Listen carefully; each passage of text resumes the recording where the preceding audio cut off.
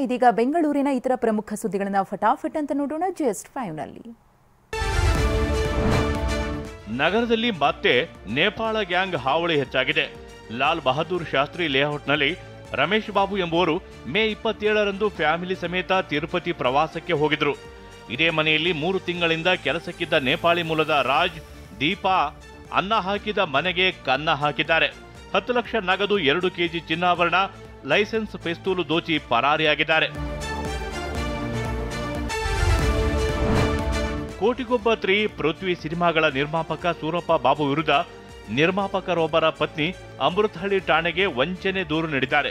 2023ರಲ್ಲಿ ಲಕ್ಷ್ಮಿ ಬಳಿ ಸೂರಪ್ಪ ಬಾಬು ತಾನು ಶಿವರಾಜ್ ಕುಮಾರ್, ಗಣೇಶ್ ಜೊತೆ ಚಿತ್ರ ಮಾಡ್ತಿದ್ದೀನಿ ಅಂತ 92 ಲಕ್ಷ ರೂಪಾಯಿ ಸಾಲ ಪಡೆದಿದ್ರಂತೆ. ಆದರೆ ದಿನ ಕಳೆದಂತೆ ಸೂರಪ್ಪ ಬಾಬು ಹೇಳಿರೋದು ಸುಳ್ಳು ಅಂತ ಗೊತ್ತಾಗಿದೆ.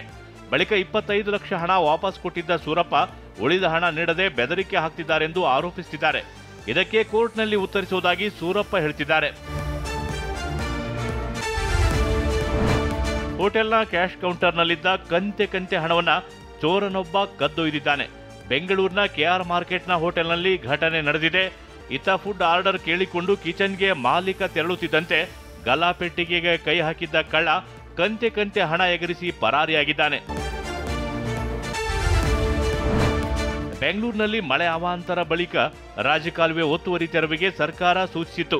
ಇತ್ತ ಮಳೆ ನಿಂತು 15 ದಿನವಾದರೂ ಇನ್ನೂ ಸರ್ವೆ ತೆರವು ಕಾರ್ಯ ಆರಂಭಿಸದೆ ಪಾಲಿಕೆ ಸೈಲೆಂಟ್ ಆಗಿದೆ. ಸದ್ಯ 1963 ಕಡೆ ಒತ್ತುವರಿ ತೆರವು ಬಾಕಿ ಇದ್ದು, ಇದರಲ್ಲಿ 162 ಕಡೆ ಪ್ರಕರಣಗಳಲ್ಲಿ ಕೋರ್ಟ್ ಸ್ಟೇ ಇದೆ.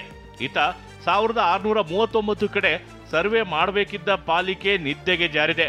ನಗರದ ಜನರು ಇದಕ್ಕೆ ಕಿಡಿಕಾರಿದ್ದಾರೆ.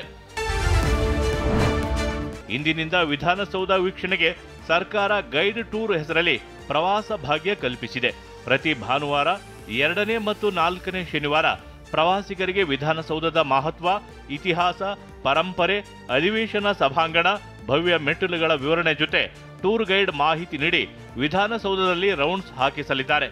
ಮೊದಲ ದಿನವೇ ಸುಮಾರು 30 ಜನರ 4-5 ಬ್ಯಾಚ್ ವಿಧಾನಸೌಧ ಪ್ರವಾಸ ಮಾಡಿತು. ನೋಡೋದಕ್ಕೆ ಅವಕಾಶ ಮಾಡಿಕೊಟ್ಟಿರೋದು ತುಂಬ ಒಳ್ಳೆ ಕೆಲಸ ಅಂತ ಹೇಳಿ. ಈ ಬಿಗಿ ಬಂದೋಬಸ್ತಲ್ಲಿ ಒಳಗಡೆ ಬಿಡುವಂಥದ್ದು, ಎಲ್ಲ ಕಡೆ ಹೋಗ್ಬೋದು ಈಸಿಯಾಗಿ. ಇಲ್ಲಿ ಹೋಗೋ ಅಷ್ಟು ಸುಲಭ ಅಲ್ಲ, ಬಟ್ ಬಿಟ್ಟಿರೋವಂಥದ್ದು ತುಂಬ ಖುಷಿಯಾಗುತ್ತೆ.